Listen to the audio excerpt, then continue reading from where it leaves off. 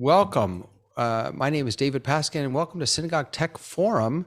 I'm here with my esteemed colleagues, and I'm making sure that everything is actually streaming, and we are streaming. My name is David Paskin, and welcome to Synagogue Tech Forum. Let me turn. I'm hearing it come back in. Colleagues, you're hearing come back. That's because it started playing. Hi, I'm streaming, and we are streaming. My name is going. Oh my Lord, I got YouTube everywhere. It's all playing. Hi, everybody.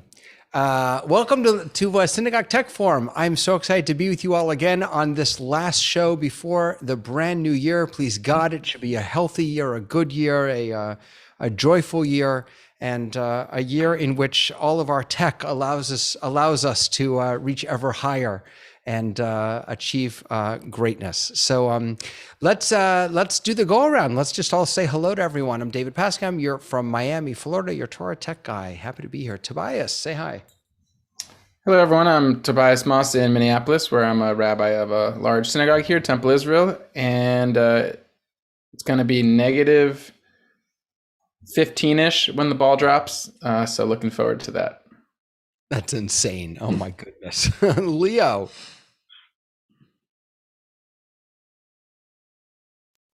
Hi, I'm Leo Mindel from Pinner in the UK. I get involved in helping various different synagogues set up their live streaming, as well as helping other Jewish organizations stream their live events around the world. There's no ball dropping in the UK. No ball? You all don't have a ball there? What dropped? We don't have a ball. Nothing. We have Big Ben. It's a big clock that goes dying. That we've been doing it for a lot longer than balls dropping. Gotcha. It is so good to have you back, Leo. Good to have you back. Marty. It's good to be here. Hey, David. Hi, everybody. This is Marty Atias from Silver Spring, Maryland, and I'm an audio-video broadcast engineer and host of the Hybrid Ministries Tech Forum. So glad to be here.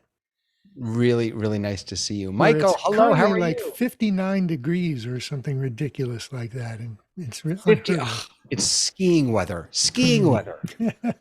Michael, how you doing? Hi, everybody. My name is Michael Kyer. I'm up here in Olympia, Washington, way up in the Pacific Northwest. We've got a nice snow sandwich going on. We had about 8 inches of snow, a little bit of ice, and another little bit of snow on top of that. So that's what I'm dealing with right now. I'm a streamer. I stream. I help people stream. I've been working with my church streaming since the beginning of quarantine. So I'm happy to be here. Amazing. So glad that you're here. And James from Dublin, how are you? Oh, there we go. Hello. I'm James Hutchinson. I'm coming to you from Dublin in Ireland, where today has been mostly just wet, which is how we would describe our winters, generally speaking. I have a general interest in faith streaming, so that's why I'm here today. Amazing. It's really nice to have you, and welcome to, and welcome to everybody who's watching either now or after the fact. If you have thoughts, if you have questions, if you want to see us talk about certain things in future episodes or even today, please put those in the chat. We'll be monitoring them. And if you're watching after the fact, we'll still come back to those chats and look at those questions and thoughts. So it's a new year, which means new tech. Now, not just toys, not just technical toys, but what new technologies, what new tools can enrich the sacred work that we're trying to do in our synagogues, in our Jewish community centers, in our educational institutions, and by extension, in all of our religious places of worship, right? What are the sort of the key things that maybe we have already discovered, or maybe that we haven't yet discovered, that we're looking forward to discovering in the new year? That's where I'm going to be. The thing that I'm looking forward to is, it doesn't exist yet, but it's something I'm looking forward to. So what I guess we'll do is just kind of go around and I'll invite each of you to share your thoughts, your sort of dream piece of technology, your dream tool that really can enrich the work that we're doing. And then by all means, let's engage with one another in conversation and keep an eye on that chat to bring in other voices. So who should I pick on first? Michael, you want me to pick on you first? Because you wrote something in the Discord, which I really loved. Yeah, sure. I can do that real quick.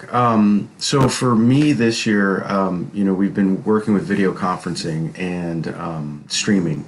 And one of the things we've always had a problem with is getting folks engaged with it, getting them onto whatever platform we're using, whether it's Zoom or that type of thing.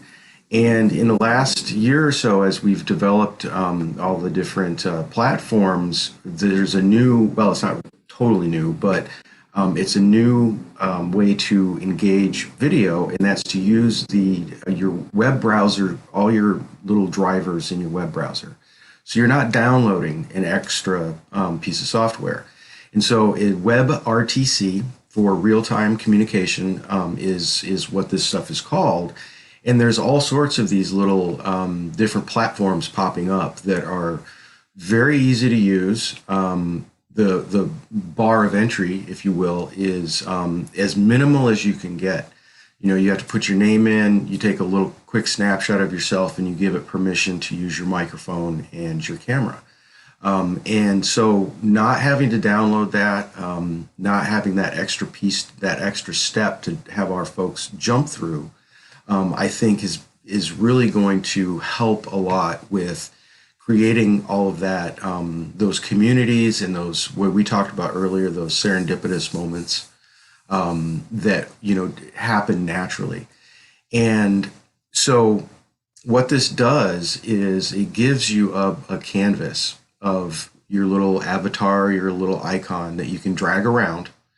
And then when you get near somebody, that video pops up.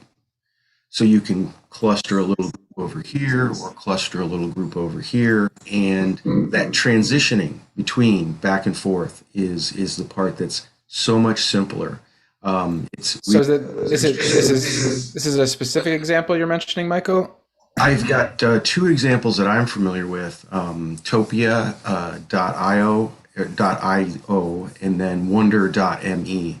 And they're both similar. They both kind of look the same. And then I can do a screen share of those if just to give a quick picture of them, just so you can see what I'm talking about. But so that's all it looks like. That's just a basic. You've got a couple little different areas. I've got my little icon right here that I can drag around. And so when I come into proximity to somebody else, my little video is going to start up. And then I can have that audio, that video, right? And then that's Andrew. And I can drag away from Andrew or, go back to that. That was a pre-recorded video. But all of these sites are essentially the same. You've got this very simple user interface. You can move your person around. This would be, like a breakout room in Zoom. It's very similar. And then Topia is the same general thing. It's very similar. You can add an image to the background or little, cartoon things to kind of make that a little bit nicer looking. But they're both essentially the same. And they're a little bit more limited than Zoom. They don't have quite the same robust presentation, controls in there that you would have with some of your more dedicated broadcasting software. But as far as a very easy way to get some folks into a video environment, this is something that I think really has a lot of potential in the coming year.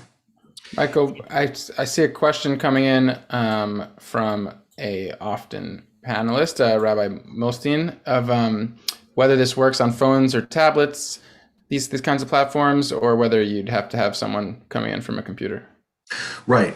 So last year, when Wonder was going through their initial buildup of this, it was only available on Chrome and I can't remember. I think it might have only been available on Chrome. And so it was not available on your mobile devices to begin with, but they're building towards that. And part of it has to do with the limitations of the drivers within your browsers. So they're trying to, gradually build into those additional platforms. So at this point, depending on which platform you're looking at, whether it be Wonder or Topia, they are limited to some degree as far as mobile. And by the way, I was leading a service, I think it was last year, and I had found one of these. I think back then I was using spatial.chat before I found wonder.me. And after the service that we did in Zoom, I invited everyone to join me in this new space where we could all move around. And it didn't dawn on me that the vast majority of my participants and my congregants were using an iPad to join our service. And so that immediately left them out of this experience. They are getting better. These sites are getting better at the mobile experience. I'll just throw in one more, Michael, that I've been using a little bit. It's called Reslash, app.reslash.co. And what I did is I actually just in Canva created this background. So I made an area for just schmoozing, an area for lounging around, an area for cafe. What you showed in the different zones that some of these things use, they're nice, but they're also limited. You can't sort of customize where those zones are. And if you do create a background, you can't necessarily say, I want this zone to be in this part of my room. So instead of using the zones feature, I just did this. And what I'll do is I'll have everyone come in and I'll make an announcement that says, hey, everybody, come on over to the what do you call it? To the lounging around area. One of the things I like about this is that you can actually see, I don't know how well that comes through, but you can kind of see your radius of how people are going to hear you when you get closer to them by just hovering over your icon. So you can move yourself around, you can zoom in or out to go around and see the different space that you're in.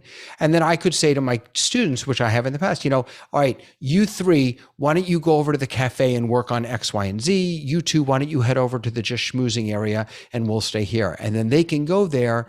I can still know that everyone's in their right areas, but I can't hear them because they can only hear themselves. And of course, on these, the video also pops up on most of these when you're in proximity to people.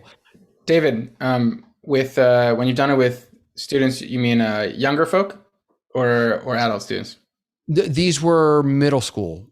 And did they hop to it? Did they understand the system pretty intuitively, or did it take some?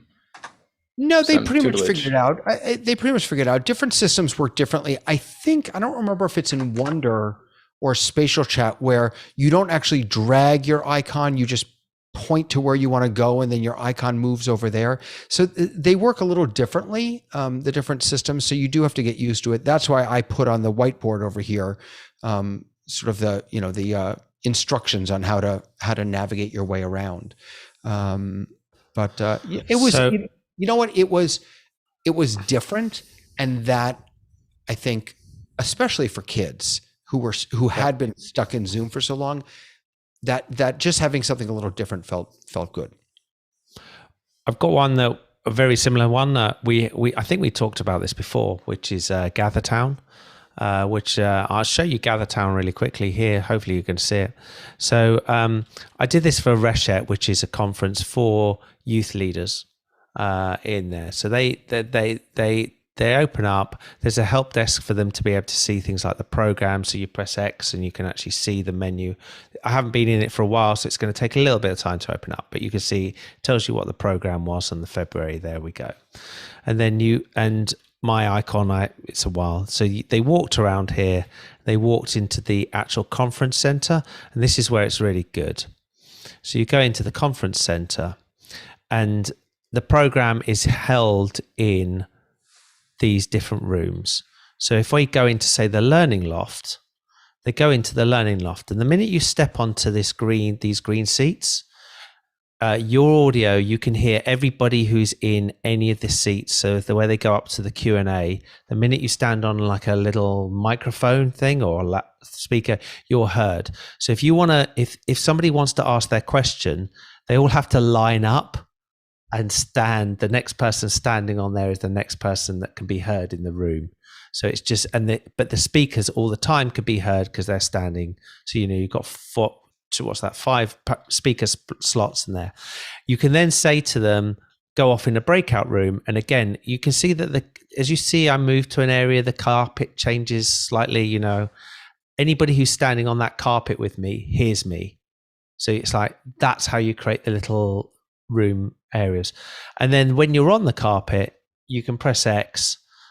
This is the way you Don't know if it's going to come up with something that you don't want it to come up with. No, that one hasn't running. I don't know if any of these are still. It's a while since you saw. It's a while since I brought these up. No, they're not showing. But you can all share a whiteboard, which is actually a joint shared thing. So going back to the program, if you look, it said in the program that it starts off and it's like Horizons Hall. So the first track is in the Discovery Den, Learning Loft, and Mind Expansion, Inspiration, and then you've got different tracks each all the way through the day. So you could spend the time in here, or you could go into the Inspiration room, which has got all of its breakouts, and it's there, and they're very similar rooms, all 4 rooms. I think though the big one is the Horizons Hall.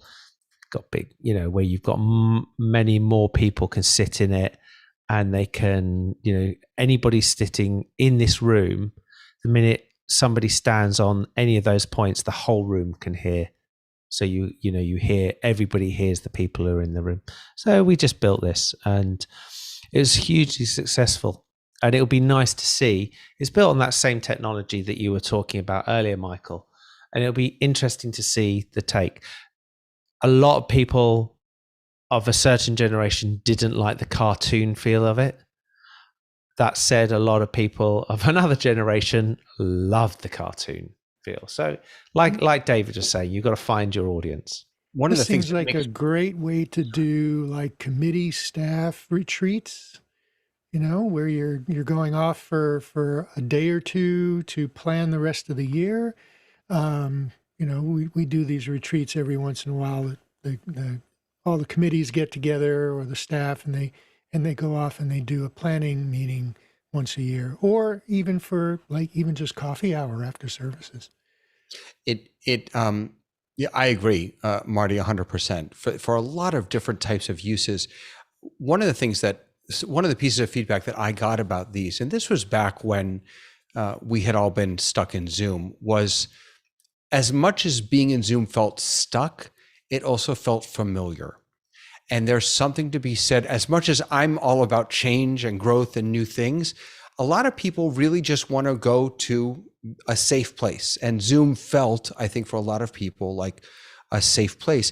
I was able to just jump into Wonder. So this is Wonder. You can see I have the same exact background here, but it is different in the way it works. So I just want to show you, this is the one where you can see this is my icon over here, and you point to where you want to go and it follows your mouse. It'll also kind of scale the room around. And when you get close to someone, this is just a pre-recorded video, not a real person. It will bring up their video up on the top there. Just so you know, you can see this is a private circle. You can make it private or not private. They've really done a lot of work on these. I haven't been in these for a while. You can chat with everyone. You can chat with everyone in your circle. You can do a private chat to individuals. These are really neat platforms. One of the things that, Leo, you made me think about was that there are a lot of people for whom having their video on all the time is something they don't want to do. They struggle with that. And so using something like Topia or Gather.town allows them to be present. So it sort of feels a little metaversey, right? Where we have avatars as opposed to our own people. Exactly. Yeah, one of the things that was also we found with GatherTown, as just last bit I'll show you, is that when we were doing it, we started by having Havdalah on the beach. So for those that don't know what we're talking about having a candle lighting festival at the end of Shabbat, and we did it on the beach, and we were having, everybody came on the beach, they did the Havdalah there. A few of them went swimming, because you can go swim in there, you can get on the little podium and swim across, and it just breaks the ice of suddenly giving you that ability, because there's a lot of places in this you can walk around. There's even things they've built it all for you in GatherTown, but you've got arcade games that you can play. You can open this up. This gate, as soon as you press X on here, you've got like a Pictionary game. I don't know. So I'm just going to start it so you can see. No, it's not going to start. It's a while since I've used them all. So there's lots and lots of features, and it enables people to. It's quite fast how certain people can react and understand the difference of that. They can put themselves in that. They can make the gap on that 2 dimension to where they are in their life and things, and how to interact. And you do get used to it. It's quite amazing to see people who will spend quite a lot of time in there, and they'll see people come in and they'll walk off to a corner, and it's just that natural. They walk exactly. It literally works the way that our brains work. We sort of like, you're sort of like, you can see that they just nudge themselves off to one side to go. It's like walk out of that conversation, but it's good. It's good. And we're down to use it for. Reshet want to use it for their event next year as well. So, that's great. Nice. But it's great things, these, Michael. Yeah. Just to synthesize this, and I think, right, I think when we first got into this era, we thought the most important thing a synagogue does is services, and clergy and staff poured a lot of energy into figuring that out. And there's still more energy to give to that.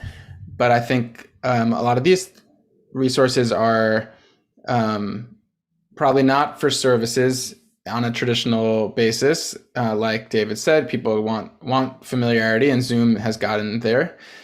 But for all the other things that a synagogue does, which we know are so core, and we haven't fully replaced when we have to be online, or all the different ways that things are playing out right now, these could be great tools for youth group, for camp. I love the staff retreat idea, because also that's enough time to like learn a new platform and feel comfortable with it if you're really on it for 2 work days straight or whatever. So I think as we think about all the other things the synagogue does besides services, live streaming, and Zoom, that makes a lot of sense. Tobias, I think you've hit on something really important there that I didn't realize, and thank you for mentioning it. Youth clubs. Most synagogues in the UK have been running youth clubs for a long time. And, they come and wane, and, just chill out times, not massively programmed, not heavily programmed, but stuff that young people can do. And they're not happening. And it's like, you say that we're meeting in Gathertown, and it doesn't have to be every week. It can be once every 2 weeks or whatever, or every 3 weeks. And you can there's ways to arrange pizza to be delivered, etc. And it's just fun. It's just use the computer for fun in a semi-religious environment. But, just do that, because these kids are going to have missed out. That's the bit that you suddenly work out. They just never did that bit. They never did the chill out bit. Yep, absolutely. Absolutely. Thank you, Michael, so much. Wow. Oh, you're welcome. Leo, do you want to share with us what Sure. So I'm going to go a bit more technical in a way, but I'm just going to cover something, and which is, my big thing this year, really, if you say to me, I just go up. I want us to go up. I want us to not be a novelty. I want us to be mainstream, that what we're doing is seen as the real deal. And there are ways to do that. I want to get past that. Well, we're just connected and it works, and aren't we clever because we connected? And I want to start saying that has to stop. We have to start looking better, sounding better, acting better. And there's lots of things on there. And one of the big things I have, and I've shown these pictures before, I've shown this on here before, and I've gone straight in. I'm literally on a synagogue at the moment, and I'm looking at their setup for vMix. And my wish is that everybody that does their live streaming stops using OBS and starts using vMix. And there are lots of reasons for it, but the key thing is that the look and the feel of your live stream will look better. On the right hand side, you're looking at the live event, and you can see that it's got branding on it. You can see that it looks nice. Now, you may turn around and say, but that doesn't look like a synagogue. It doesn't look all crappy and broken-y. And it's like, yeah, but why do we have to do that? Why do we have to always look? Sorry, that camera's turned off because the curtains are closed. Why do we have to look like that? Why can't we look really, really good? And the big difference is that you've got to get something like vMix, and it does cost money, but so does painting the walls in the synagogue, so does having lighting, so does actually turning the heating on so that it's not freezing cold. Although I think there's lots of women's galleries at certain synagogues that think it's supposed to be freezing cold. And I want it to be good. And I think investing in time and effort and to go into this sort of movement so that you can actually sit there and play videos, and I'm just going to pick up a video here and I'm just going to cut that across, and it just plays the videos that you've got, and it's got all the liturgy is on the left hand side, and you've got everything in there. I just want to be looking at that in the future rather than just looking at what some of the things we see at the moment. Leo, I just had a conversation literally about an hour ago with the rabbi here. I'm standing in for the cantor, and the rabbi and I are going to be leading services this Shabbos. And I made the mistake a few weeks ago in a board meeting of suggesting that services were boring. And so he said to me, "You're here this weekend. What do you want to do? Let's do something different." And we use vMix. And the first thing I realized is that we are limited in how we can get creative in physically with, moving around, being in different places because of the way vMix is set up. Now, we could go in and we could change vMix. We can pan, tilt, zoom the camera. We could do all that.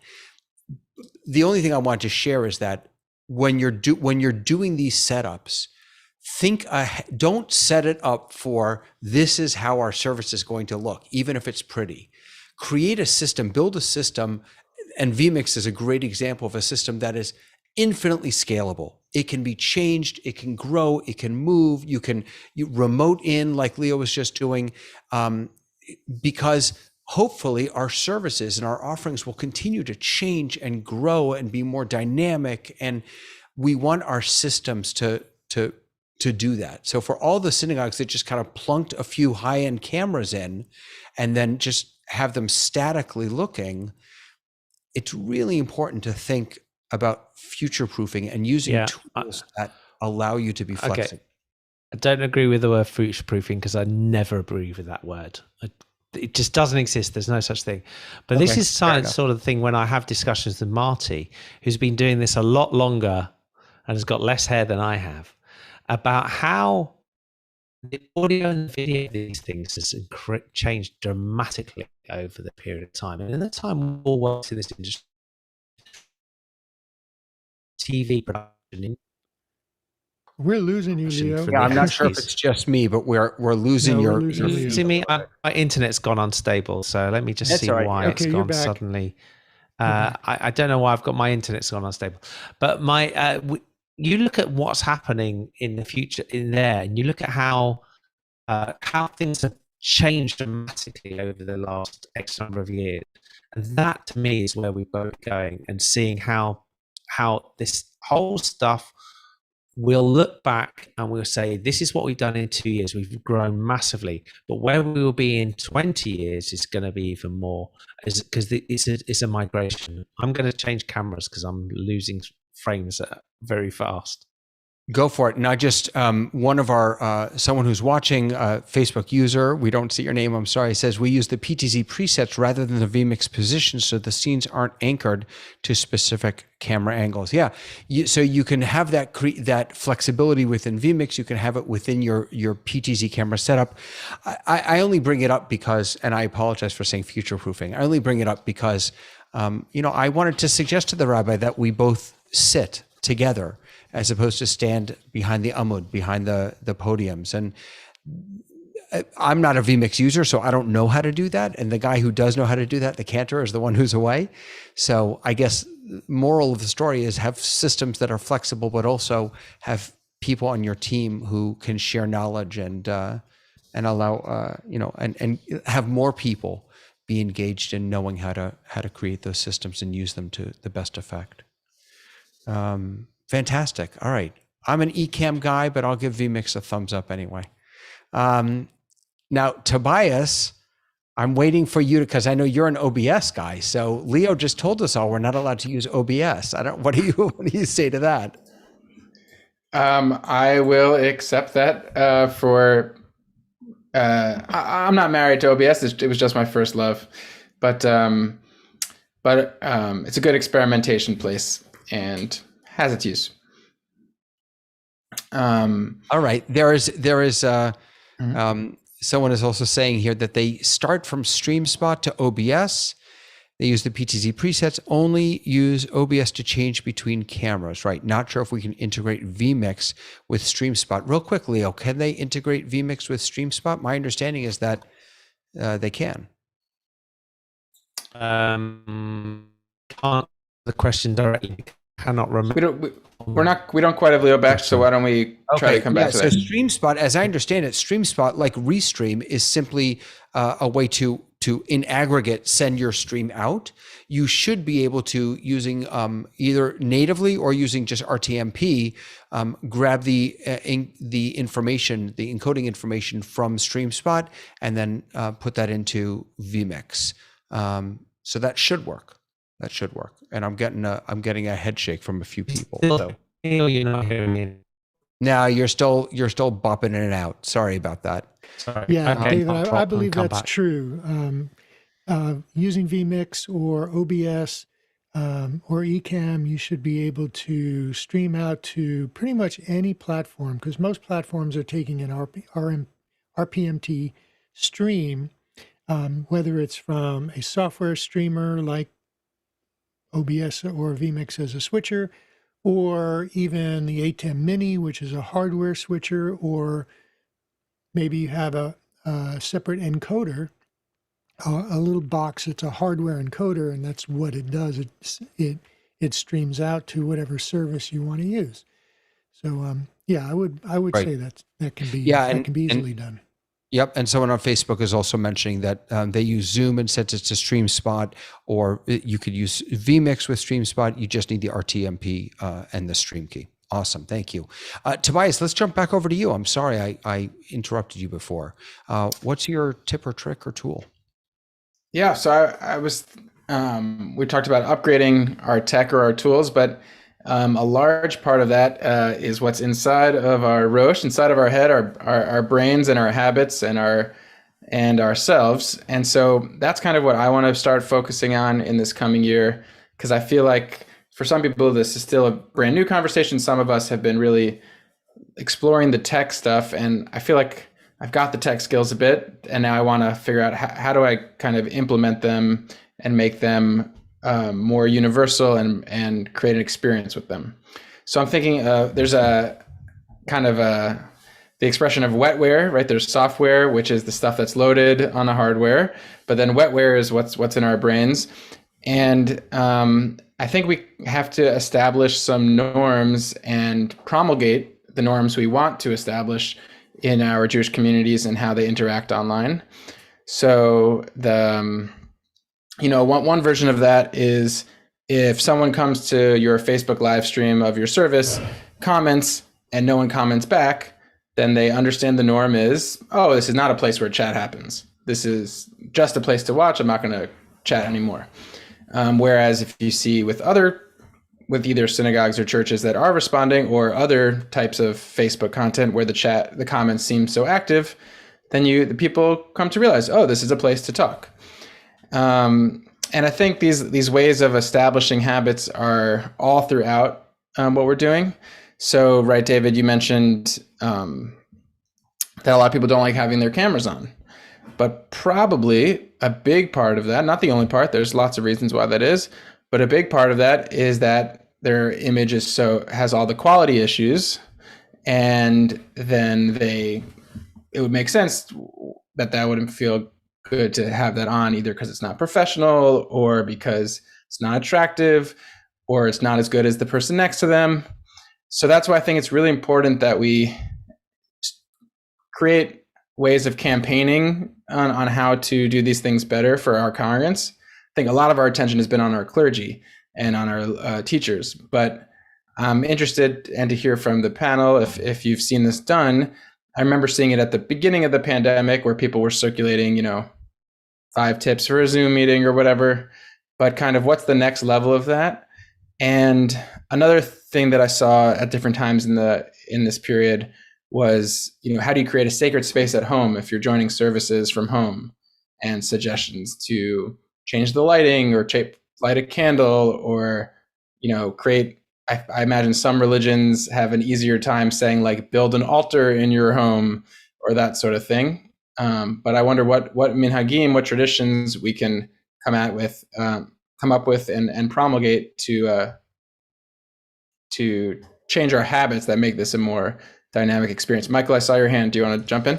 Yeah, real quick. That for me, a lot of it is our moderators, are the folks leading the discussion. Are the next step up for them is to really send that information out. Whether it's a small introduction at the beginning of what we're doing, or encouraging those chat messages, or whichever it is engaging those moderators, getting those moderators more comfortable with engaging with the video so that they can help guide the audience or the participants into those behaviors, into those habits of, hey, everybody, this is what we.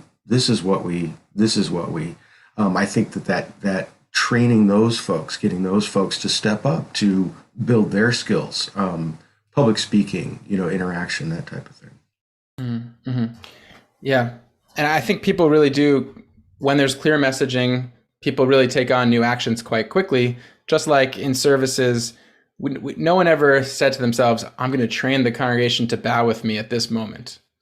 It just developed in the way that sacred ritual develops. And at the end of a lot of my classes with middle schoolers and whatnot, we end by doing a pound straight to the lens. And I imagine I'm the first teacher with them that suggested that. And the first 1 or 2 classes when I tried to end class that way, 3 fists flimsily went to the camera. But then they learn a new way of interacting, and they jump in, and it's ultimately, some people complain about standing and sitting and standing and sitting in synagogue, but it's much better than the alternative of being in one posture for the whole time. So I think teaching these little ways of engaging physically or with better camera, all that are really important. Anyone else? Yeah, Marty? Are you hearing me again now? Am I back online? Yes. Yeah. Yes. Right. Okay. And now it says your connection is unstable again. But I think one of the things as I said earlier, Tobias, we're in a new world, and this new world isn't that old. And some of the traditions that we've learned and some of the things that we've been doing for a long time and learning how to do these things. And even if we take something really obtuse, like we say, how to sing We Will Rock You by Queen, you learn that, and it takes a while before the audience actually understands how to clap along to a song like that. And we have to learn these things, and it will take some time. And you're absolutely right. We're going to learn, and we're going to learn, and we're going to get better and better. And it feels wrong, but it will be a great experience when we get these things right and we work out how to bring those things together so that it becomes meaningful and inclusive and participatory rather than just a one direction push. Because if Queen could do it, so can we.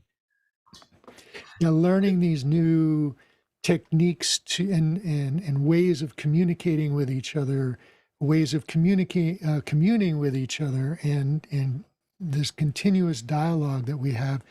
Most people, or many people, not most, maybe, depending on the particular age group of your congregation, but some people have become familiar with social media and frequent social media for communications, for different topics or different areas or different interests.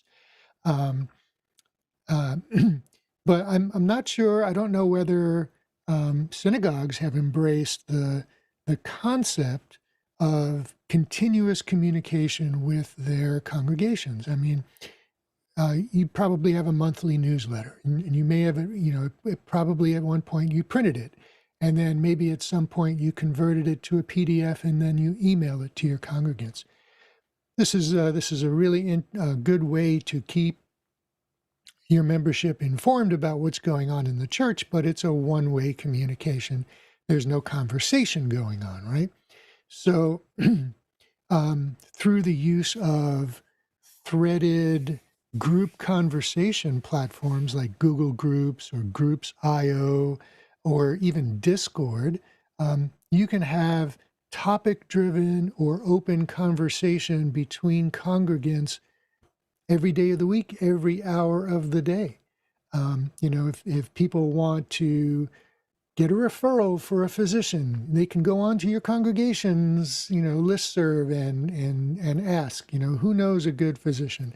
Or if you're looking for a baseball team for your child, or you just want to say, I need who's around I can talk to. I'm feeling lonely. We can have a conversation. These are incredibly powerful tools to not just create community, because you have community, but to enhance your community feel and your congregation's interaction with each other, and bring everybody closer together on an everyday basis. Tobias, that's really cool. I just want to jump in and piggyback on that and then let you respond. Rabbi Leah is watching. Hi, Rabbi Leah. It's good to see you or hear you, or I see, hear, whatever, in comments in the chat, that because you've just raised the piece of this puzzle, which is allowing and empowering members of our community to communicate with one another. She's raising another important piece, which is clergy engaging, or leadership engaging with the chat, not necessarily during the service, but in follow-up after the services. I've said this a million times, that I've had the honor of sitting in on a few of the training sessions with Elevation Church, with their digital team, and they talk about how 80% of their work is not done during services on Sunday mornings. It's done after the fact. It's during during the week, when they are engaging with people, responding to comments, creating those groups, engage and facilitating those chats and those spaces. So thank you, Marty, and to Rabbi Leah for bringing that up. Sorry, Tobias, go ahead. Yeah, no, just Marty, what you're talking about, I've only seen, and this is just my personal view, I've only seen it done once in synagogue communities that I've seen so far, of Rabbi Daniel Bogard in St. Louis made for his synagogue a Discord just for Intro to Judaism and conversion students. And he invited me into it as a fly on the wall for a day. And it was the most interactive congregant or would-be congregant space I've seen, both with like people sharing memes and just friendly content, getting to know each other, and then also asking questions about their learning and planning for upcoming holidays. And what was incredible about it, especially as a professional, is that the rabbi wasn't doing anything practically. It was, people were starting their own conversations and seeing them through, and I'm sure the rabbi dropped in and out of it and checked in on it, but basically it seemed like a congregant run space. And especially at bigger synagogues, maybe it's smaller synagogues too, but I've been at a synagogue like mine, which has a big professional layer to it. We get in the habit of providing programming to congregants, but creating opportunities for congregant engagement is key. Ends up being a difficult task. And so I'm really excited to mess with that option, creating a Discord threaded conversation platform for either subgroups of our congregants, or throw them all in and see what happens. Although I'm sure there's challenges along the way with moderation and stuff, but I'm excited to explore that. Yeah, Rabbi Leah is using WhatsApp groups in to the same effect. I think Facebook groups are fantastic. Discord, in my community, we use Slack for our leadership. There are lots of different ways. And Marty, the way you brought this up about sort of the transition from the paper, what are they called, newsletters to a PDF to I think you're right. It's interesting that, Web 1.0 was very much about just getting information out there. Web 2.0 was very much about social, but a lot of us never got there. We're still living in Web 1.0, well, what I would consider Web 1.0, which is the internet is a place to send information out. It's to post a service, as opposed to really engage with people. And there are lots of tools to do that. Go ahead, please. So, David, would you argue then is what we're doing now, Web 3.0, this whole broadcaster media, this interaction where you're actually live, because 2.0 was about live text, or, it's content on Facebook, and it was Twitter, and it's things like that. But with the advent of where we are with this, and where we are with Snapchat, and where we are with TikTok, and where we are with other things, where we're creating video in a highly customizable and live thing. I'm just throwing it out there, and maybe it's not a subject for now.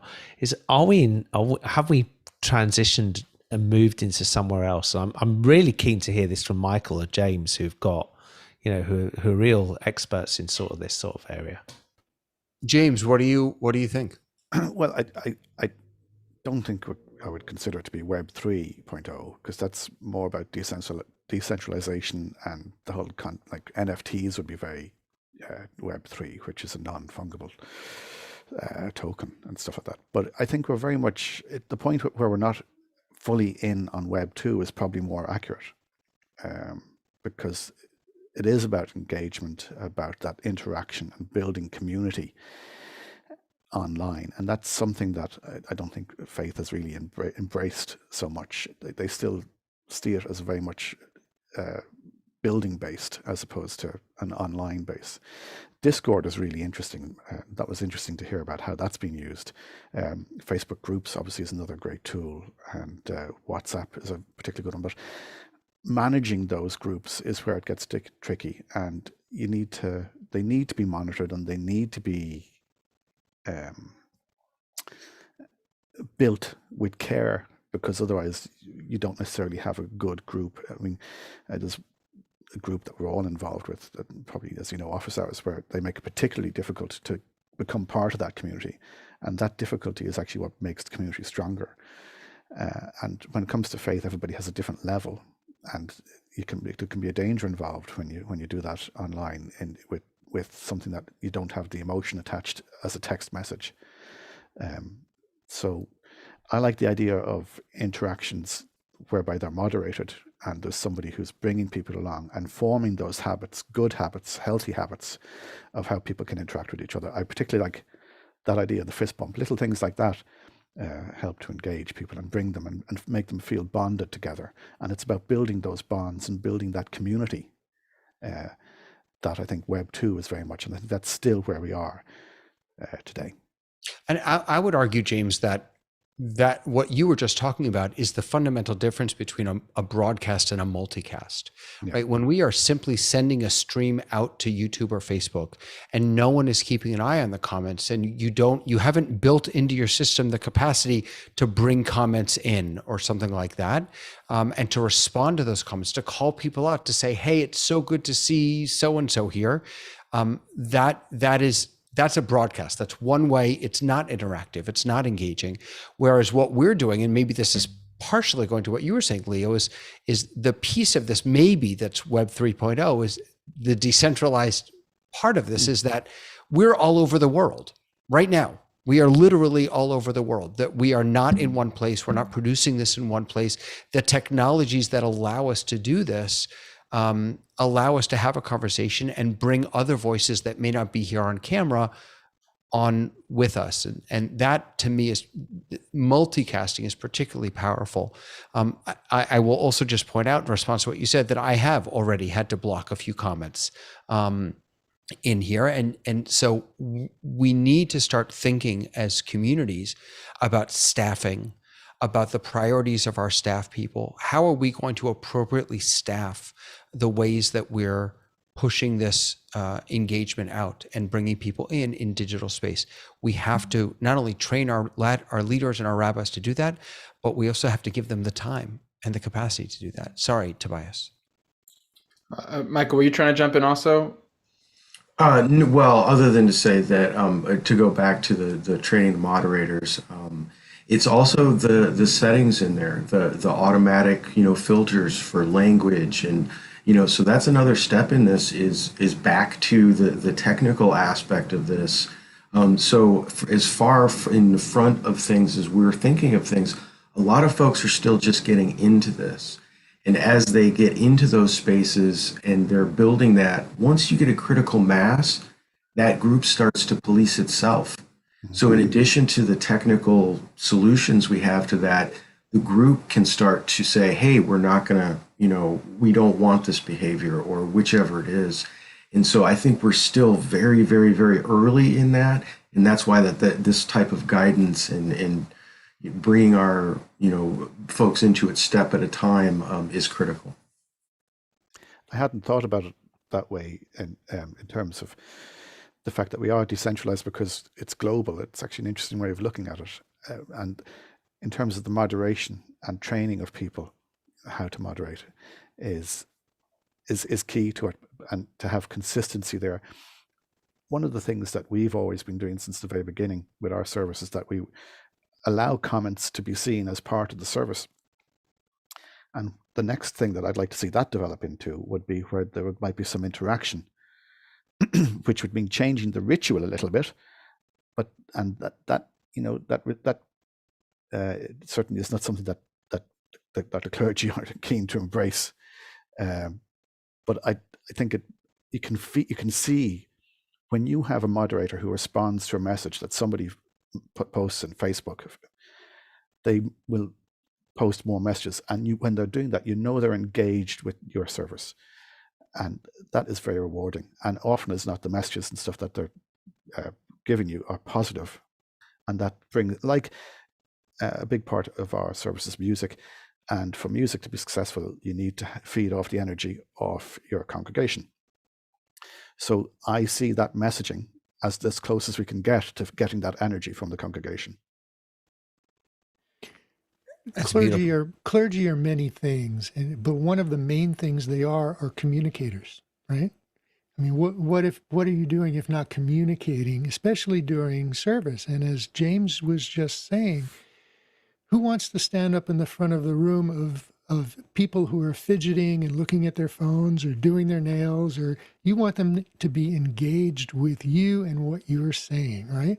Well, what we're talking about here is continuing that engagement throughout the entire week and finding the tools that best suit your population, and finding the people, the staffing, the volunteers who will make those tools work for you and keep everybody within the guardrails of what is acceptable behavior. But more important than that is finding ways to make the tools work. Like, for example, everybody knows Facebook, and Facebook, you can create a Facebook group for your congregation very easily, and many have done that. But Facebook groups in themselves are not very adaptable or configurable. I mean, it's like one long series of posts, and you really can't parse them out very easily into different conversations. With groups.io, and I don't know the one that Rabbi Leah was talking about, but I do know Discord very well. Yeah, she just mentioned WhatsApp. WhatsApp, yeah. I don't know that one. Discord, for example, is very easy to create very specific topical areas for conversation, and to control who can post in them and who can read in them. So you can have widely available topics. You can have topics that are strictly controlled for, say, just board members or just committee members or just staff. And so it becomes this one place where everybody can interact with each other in a very controlled way. And that's very, very powerful That's way beautiful. to communicate. Yeah. I want to jump over, Marty, if you have something you want to share. But before we do that, Tobias, I just wanted to, you had talked also about helping not just us upping our game by creating more engaging, interactive experiences, but also the congregants upping their own game as far as the quality of their audio, the quality. And so what I oftentimes will have guests, in fact, you're coming on, Tobias, I don't remember when, I have guests come on my shows, and I have a get ready guide that I share with them. And I realized the other day that no one has read it. It's just too long. It's ridiculous. So what I did is I made just a one pager, and it didn't dawn on me until just now that this could be something that we could share with our congregants and maybe turn into a challenge, right? That the first thing that we have to pay attention to is the internet, and then audio. And I stole this right from Office Hours. This is not original, but there are 5 simple steps to making sure that everyone has the best experience in our services, because and that you look your best and sound your best. I don't know if you want to chime in on that at all, Tobias, but I didn't want to lose that piece of your tip and tool. No, that's great and very important. And there's a lot of that stuff is low cost or no cost, and it's just knowledge. And also, I mean, this is something that goes way beyond just our religious communities, but also, kids at school. There needs to be major campaigns amongst parents and children to set them up for success, because so many kids are showing up on, not at a desk, or all these basic things. And there's a big re-education and learning of just how everyone shows up in online spaces in a much more productive and it feels better as well to do so. Fantastic. Thank you. Marty, did you want to share a tip or a tech or a tool or anything? Yeah, a couple of things, actually. On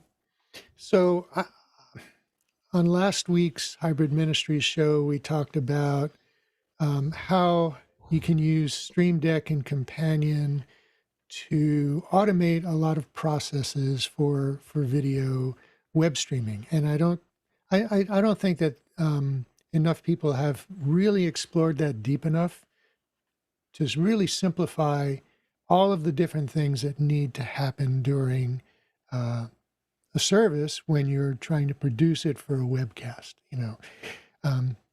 A lot of people who have PTZ cameras have taken advantage of presets. But how do you access those presets? Is it a button on a screen that you have to find with a mouse and go through a menu? Is it a hardware piece where you have to push a button? How do you then switch from one camera to another? How do you mute and unmute channels on your audio mixer? How do you bring up graphics? How many different steps does it take to do each one of those things, and how many of those things do you need to do for a single transition from one segment of a service to the next segment of a service? And how can you reduce the number of push buttons or mouse clicks or moves or some to a bare minimum, and automate all of those things to maybe the push of one button, right? And how many different devices can you gain control over? And so with devices and software such as Stream Deck and Companion and others like Central Control or many others there that are fairly easy to use and may not even require you to buy hardware, just the software that you can load, create a push button pad on a tablet, right? So that you can program those buttons to do any number of steps. So that's something that I'd like to see more people look into, spend a little time researching, and it's worth spending the time to think about how to creatively use that. Tobias, what do you think?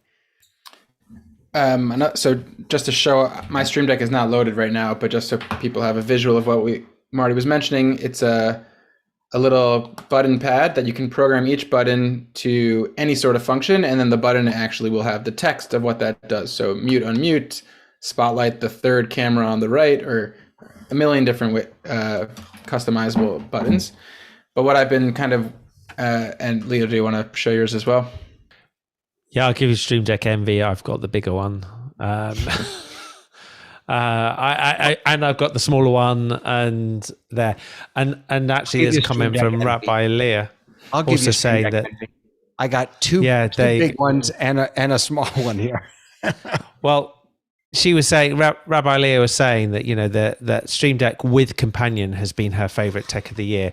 It has with vMix as the driving, vMix is the bit that's the center, but the Stream Deck is the bit that actually drives everything. Everything that Marty has mentioned is true. You know, the Stream Deck just changes the monotony of doing things, if I pronounce that correctly, so that you actually deliver and you don't worry about it. You know, pressing one button that starts a video, it plays that video, it mutes everybody that shouldn't be talking, it brings everything in, puts the cameras back to the right position so that when you come back everything's done, and then it comes out cleanly at the other end. Just takes all of that thought process, because you did it all in advance and you tested it and you got it ready, and then you can just say next week, oh, we'll replace that video with something else, and we've got it ready, and it just makes a huge difference. Yeah, absolutely. And if you want to take a look at my screen, here is the Stream Deck. There's another thing there. Let me get rid of that. We're seeing it. Yeah. So there's the Stream Deck software, and it's a replication of the Stream Deck hardware. And you can see down. You can see down here once I get to it. Right there are a number of buttons down here. These are all different pages. On the Stream Deck, you can have 99 pages of buttons. And so that makes it extremely flexible. And you can have a button on a page that will bring you to another specific page. So you're not scrolling through every page to get to page 6. You can have a button that says page 6. Or you can say, you know, this is my PTZ. All of my PTZ controls are on this button. So you push a button that says PTZ control, it takes you to that page. And you can put almost anything on these buttons. Down here on the right side is a list of things that you can control. So these are programs that are written by people or provided by the makers of Stream Deck, and these are functions. So for example, I can go to OBS Studio and I can drag this here and put it on a button, and now I can create, that button will change me to a specific scene if I wanted it to. I could do lots of different things here. And then Companion, on the other hand, okay, so this is what Companion looks like.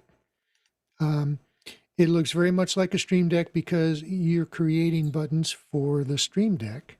We're still seeing the Stream Deck profile. Oh, right. I got to push that button there. There you go.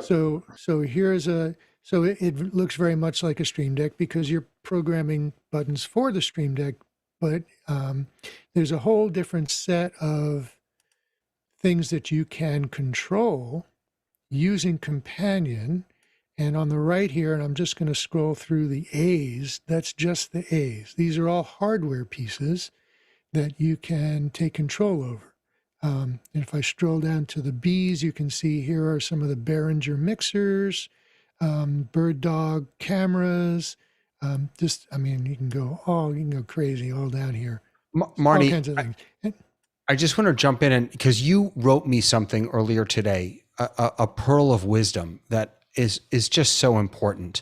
I had been asking about a particular piece of technology and how simple it would be to implement for a synagogue. And Marty wrote me, simple systems can be complex to operate. Making a system simple to operate can be complex to set up. I don't know if that's you or if you got is Shakespeare, but you just nailed it. Is that a lot of, for me, I'll only speak for myself personally. I have not started using Companion and because it scares me. I feel like it's over my head. If I were to spend the time to learn it, the complexity of it, it would make what I'm doing so much more simple. Absolutely.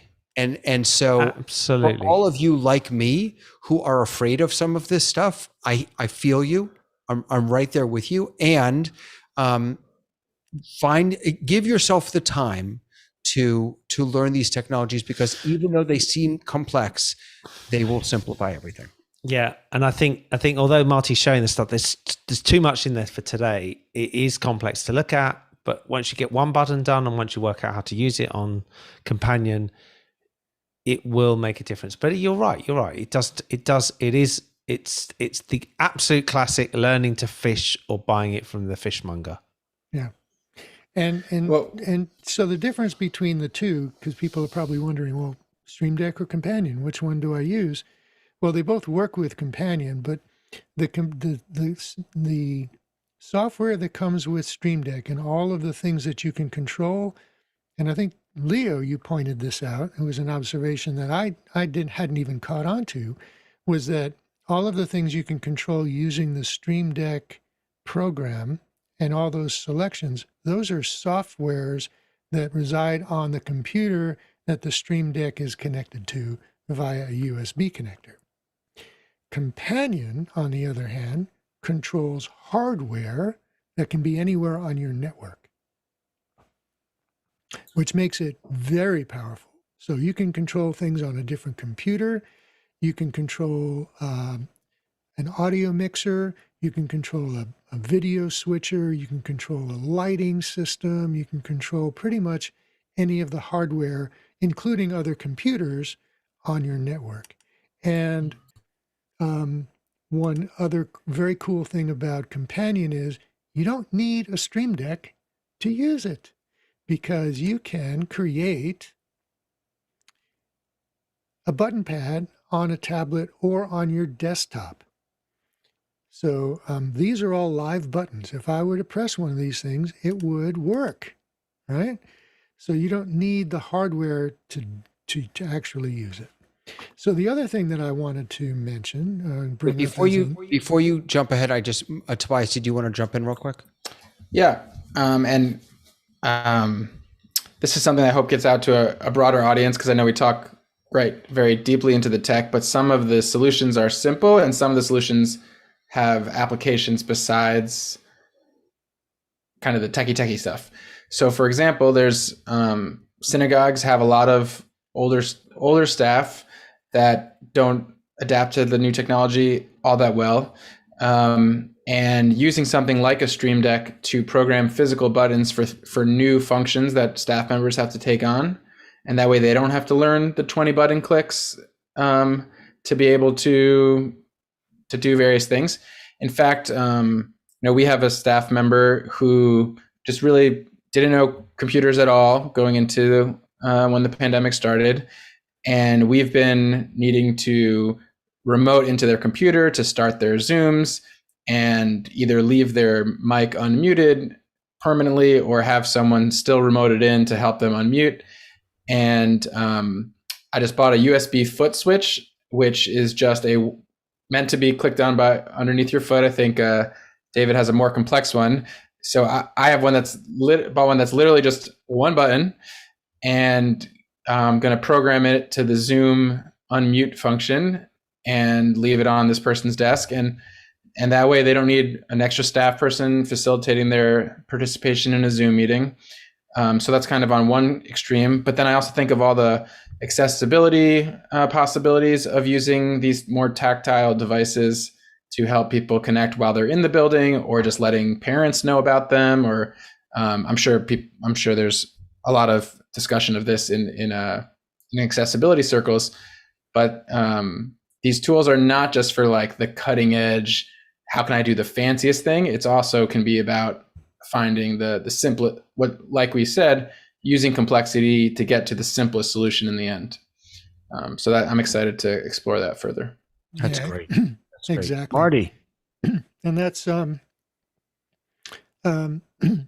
not everybody has the background or the information or even the time to delve into some of these more sophisticated technologies that actually simplify our lives. I mean, you could build a computer but most people just buy one, right? So if you have a use and a need and a want to simplify your operations, you might want to find somebody to help you program it, because there can be a lot to go into it. It's not all that difficult, but it takes time to learn how to do it, and there are a number of steps that you need to accomplish to do it well, right? Like, for example, you push a button and it sends out a command to wherever. But once you've sent out that command, you might want to have some feedback from that device that the command was actually carried out, and see it on your Stream Deck. That's called feedback, and that needs to be programmed in as well. So when I push my button to mute my speaker, that button turns red, that it's muted, right? I know it's muted. Well, I can hear it too, but the point is that I can see it. So you can reach out to any one of us here on the panel who are capable of helping you with that, and providing you with that service to make your operation simpler. Right. David hasn't told me he'd charge me a penny, but I'm saving up thousands to ask him to set me up with the setup that he has when he comes into a call or a teaching, with your unique share screens and all of that. And I'm sure that took graphics and such. Yeah. Graphics took you hours and hours to develop and to learn how to develop it. But if a rabbi hired you or invited you to set that up for them, I'm sure, your expertise can now help others. And so I think we need what I'm curious about, Marty, and for the panel is, like, how do people don't even know who would they turn to make this happen in their institution better, where we consider hiring a production manager, but do we need a production manager, or do we need more IT? Or it's such a hard staffing thing. Do we need a consultant to come in and boost us? I mean, it's another conversation, I know, but we're in this new world, and there are both tools and experts, but many people don't know the tools nor the experts. And you know what, Tobias, I think that a lot of synagogues are assuming that they have to spend tens of thousands of dollars. And that's the piece that's really riling me. I just met with a community the other day, and they have a smallish room, 20 by 40. It's sort of a boardroom. They do classes there. And they have a company that's coming in and installing a $15,000 system in this one room. With a switcher for $2,000 and 2 PTZ cameras. And I'm sure it's all great stuff. I'm absolutely sure it's all great stuff. But with just a little extra work, they could bring that cost down. They would actually know the technologies that they're putting in, so that they can then, if they want to move it to a different room, if they want to scale it, if they want to change it. I think that we need to really raise our expectations and our production values, but that doesn't mean spending tens of thousands of dollars. It means by being smart and taking time to watch YouTube videos, to talk to people who've done this before.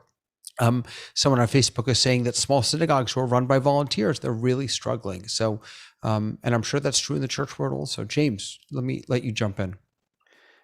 It's really interesting. My tip was going to be to set aside funds so that you're not reliant on volunteerism. But thinking of what you're saying, and I think of Tobias in relation to this, Tobias' setup when he started off was so simple, a couple of $100. And now that they've tested that out, they have a better feel for what they want and what they need. And they've invested thousands of dollars now. And that organization, that what you're talking of there, it really, that'll be the guidance to give them, would be for them to delve in themselves, to get their hands dirty so they know what they want, and that they'll be able to help to support themselves. Otherwise, they'll be completely reliant on somebody outside if any of those elements breaks, which it will. So it is important for them to find somebody who's going to take on that role, or to volunteer. Yeah, to figure out how to spend the money then. Yeah, the Encyclopedia Judaicas the prayer books, the chairs in the sanctuary, all of the technological tools, and those are all technologies that we used to do this work in the past. They're still there, and there are new ones, and we don't have to like it, but we have to use the tools that are available to us. We have to learn about them, learn how to use them. You don't need the fancy, you don't need this thing. That's right. I mean, let's not be insane, but there are really great tools out there that can enrich our learning and our teaching and our praying and our connecting. And if we choose not to take advantage of them, we're really missing out. I'm keeping an eye on the time, and if it's okay, I just want to share one quick piece, and then I'll stop talking, and we can all kind of come back together.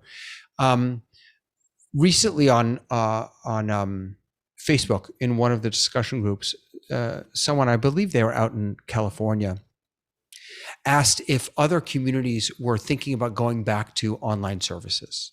Because I guess they were I saw that. And I commented on it that I really hope that we reach a time when going back to online doesn't feel like a regression, when we can start thinking ahead and creating experiences that are both meaningful, inspirational, connecting, all of those different things, both online and on site. I don't pretend to know how to do that perfectly, but I do feel like in this moment, when none of us have any clue what's going to happen tomorrow. I mean, none of us thought a month ago that we'd be where we are today. No one. I didn't. You know what? Sorry, I'm not going to speak for anyone else. I absolutely did not. Never could have seen this coming.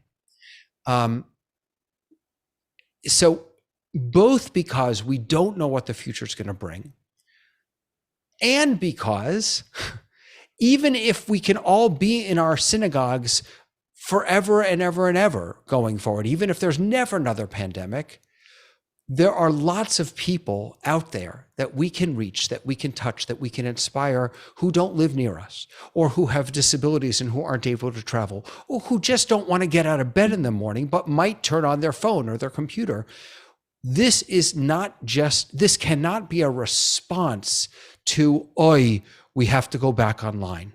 This has to be, oi, let's embrace this moment.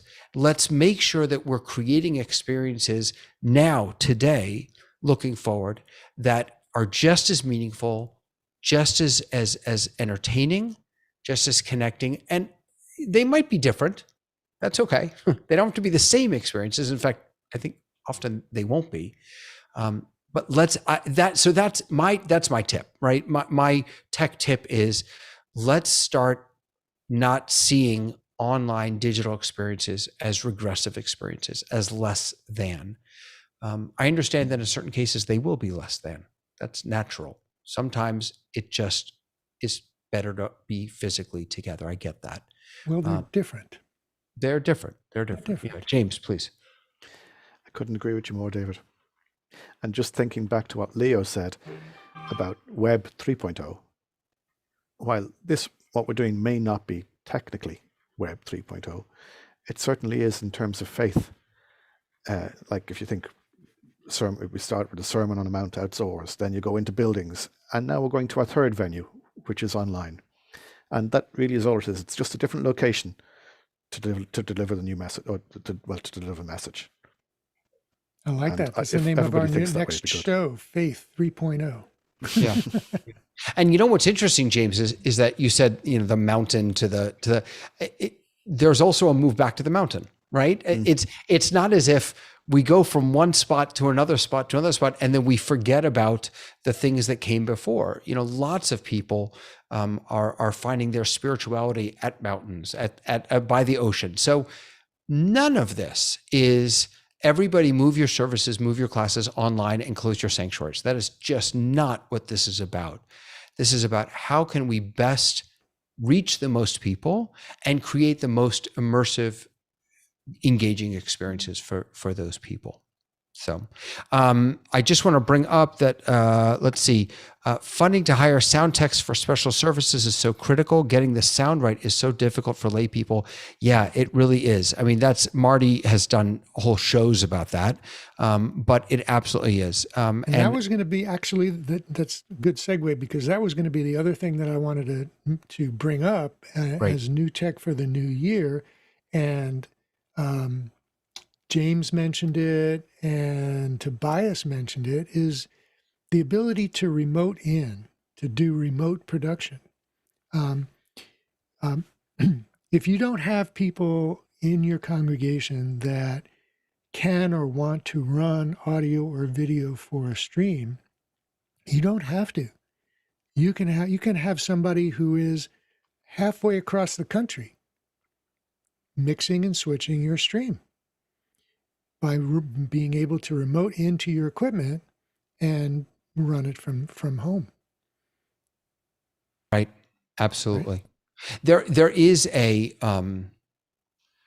there is a crisis right now in the synagogue world of finding people to help run all of this. There is a crisis of that. Crisis is probably too harsh of a word, but there is a challenge, and there's also a financial challenge, because to get really good people to run sound, even remotely, costs money, and synagogues have not created budgets.